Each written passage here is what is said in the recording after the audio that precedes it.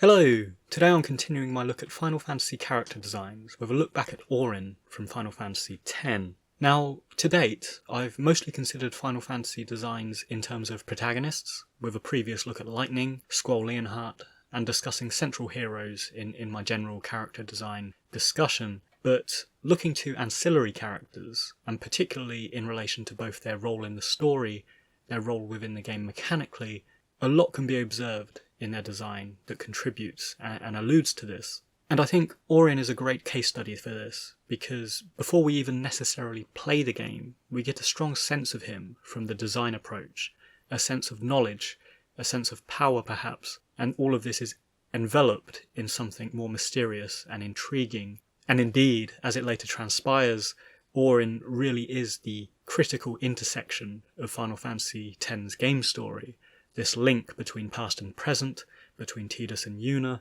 between father and child, and so on. So an incredibly important catalyst to the story events. And here we are going to take a look at how that corresponds and is alluded to aesthetically. So jumping right in, I think it's worth looking broadly at the very distinct aesthetic of Spira and the denizens of Spira,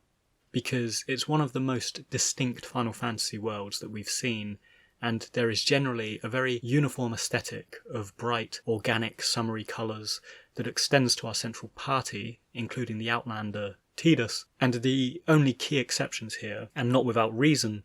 are the Black Mage Lulu and the Warrior Monk Auron. And suggesting as to why this might be, and why they stand out amidst the party and the wider world, is that I think we can identify them as firstly the more serious party members and characters in the game, but also two people who have had certain dramatic things happen to them, and they are somewhat haunted by their past. And so the severity of design, the severity of their colour scheme,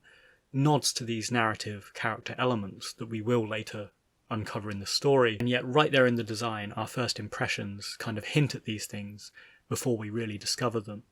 Beyond this, and in keeping with colour, the deep red that comprises Auron's palette as his primary colour comes by way of his large, shroud-like overcoat, which along with his greatsword are the main elements of his character design. And the coat in and of itself is a great stroke of design, I think, because it straddles the flowing capes and monastic-looking gowns that we find in the world of Spira, yet the way it is stylised and worn by Auron leans it relatably towards the Japanese kimono and haori found in the real world, and in doing this the coat gives us two distinct ideas about who Auron is and his role in the game. Firstly, the half haori, half kimono-like design of the coat, and particularly the way in which Auron hangs his arm in it like a sling, gives the impression of a roguish samurai or ronin type figure, and indeed, perhaps the most famous depiction of a samurai holding their arm in such a way is the villainous Unasuke in Akira Kurosawa's film Yojimbo, and even the titular character himself in this film generally walks around with his arms hidden within the folds of his kimono, giving this air of mystery and ambiguity, and I'll touch more on the distinctly Japanese samurai elements of Auron in a moment. But the second thing that the large flow of Auron's coat does is give a sense of mystique to his character, since along with his underlayers, it conceals him from chin to knee, obscuring a sense of shape or size, thus again giving off this sort of ambiguity. It also, I think, gives him a sense of formidability, and a payoff in the game events is the rare occasions on which we do see him throw off the sleeve of his coat in battle, specifically the scene where he reappears at Lucas Stadium before rejoining the party.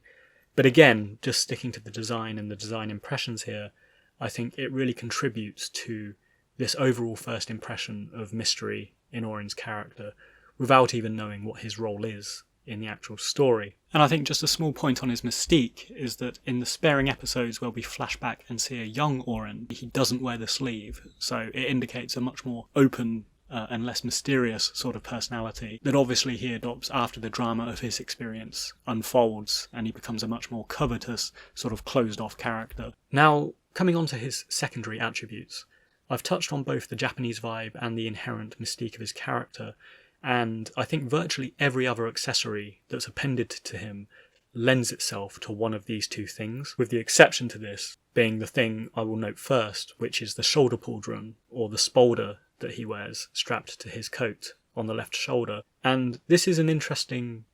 brass-coloured accessory that firstly contrasts with the red of his coat and actually contrasts with the generally Eastern vibe he has. But more importantly, it pulls through the stylised line work and symbols that make up the distinct aesthetic of Spira, and we see this sort of abstract line work on the architecture, on the clothing and the items dotted throughout the world. So this small accessory, although it seems superfluous to his design perhaps, it does ground Auron in the world that we're inhabiting. It also highlights something that I've recently noticed in Tetsuya Nomura's work since scrutinising the design of his characters,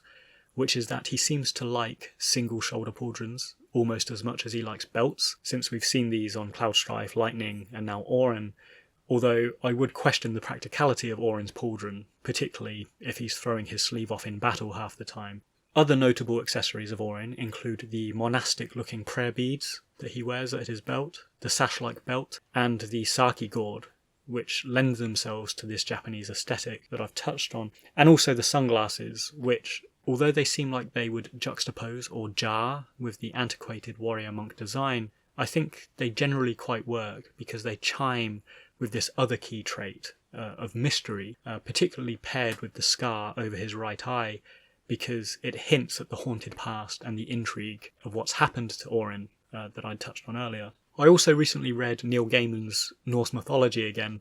and quite a symbolic thing that's bound up to having a single eye is Odin the Allfather, who is one of the key gods in the Norse pantheon, and he traded an eye for wisdom and insight. So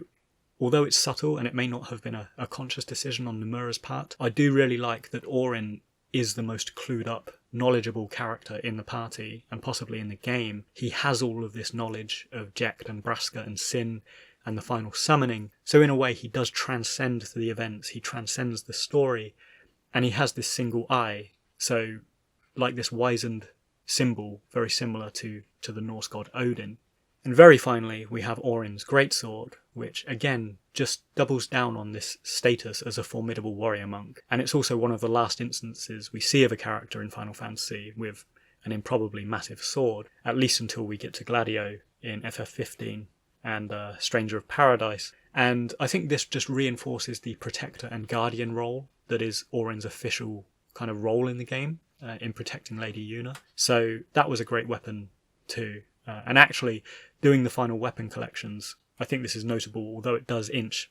slightly beyond design. When we're doing the side quests for the final weapons, we note that Tidus and Yuna have the sun and the moon sigils associated to them, and Auron actually has the Mars sigil. And I just think that the red coat, the big sword, this formidable design, it all really appropriately does tie Auron to the idea and the symbol of Mars, because of course this is associated with the colour red, also the Roman god of war. So again, the design just came together very naturally and very appropriately to represent this sort of warlike or formidable sort of nature that is undulating beneath the surface with Auron. Now, behind the scenes of Final Fantasy X's development and looking at early concepts and story drafts, just generally across Final Fantasy games, we can often find ideas that are abandoned, and yet they leave trace amounts in the final designs. And in Auron's case, he was originally supposed to be Jecht, or